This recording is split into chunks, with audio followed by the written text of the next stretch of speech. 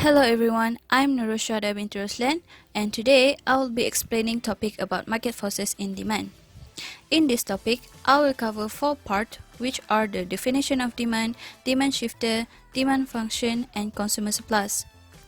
The first part is definition of demand. Demand is the wants or ability of the consumer to purchase goods and services at a particular price during a specific period.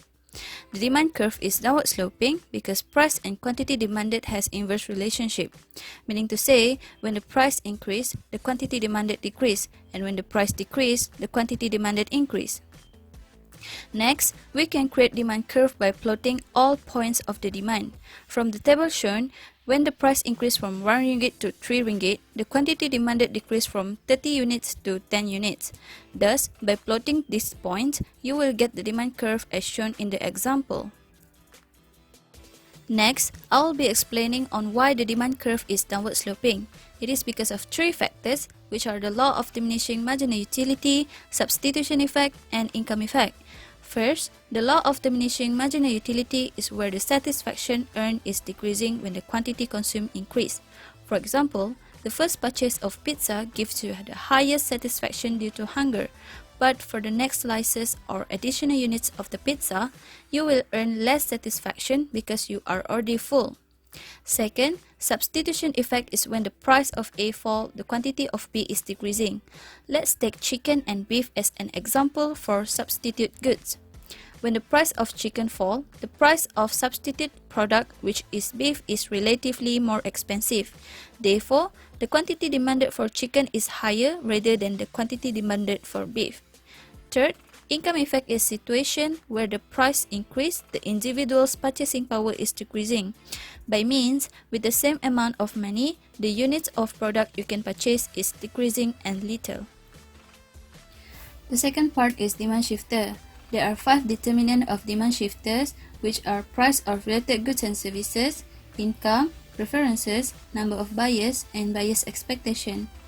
Due to these determinants, the demand curve can shift whether to the left or to the right as shown in the figure. First, price of related goods and services. There are 2 types of related goods, which are complementary goods and substitute goods. Complementary good is where the price of a good will affect the quantity of complementary good inversely. For example, tea and sugar are complementary goods. When the price of tea increases, the quantity demanded for tea will decrease. Means less sugar will be needed, causing the quantity demanded for sugar to decrease and shift the demand curve to the left. Next is substitute good. It is when the price of a good will affect the quantity of substitute good directly. The example is the same as the substitute effect that I explained before. So, when the chicken price falls, the quantity demanded for beef decreases, causing its demand curve shift to the left. Second is income. When the income increases, the quantity demanded increases automatically because people's purchasing power is increasing. So, the rise of income allows individuals to buy more, which will shift the demand curve to the right. Third is preferences. People's tastes and preferences for various goods often change, resulted to change in demand. For example, when consumers' preferences toward pizza increase, the quantity demanded for pizza also increase, causing the demand curve shift to the right.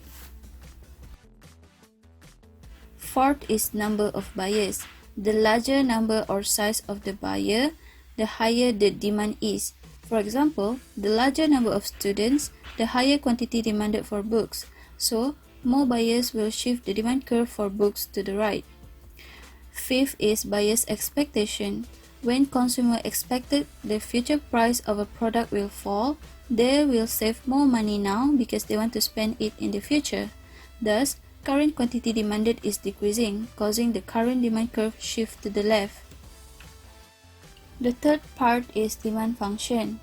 QD equal to A minus BP, where QD is the quantity demand, A is the factors affecting demand except the price, B is the slope curve, and P is the price of the product. The fourth and the last part is consumer surplus. Consumer surplus is the difference between your willingness to pay and the amount you pay. You can pick a situation where you want to purchase a slice of cheesecake.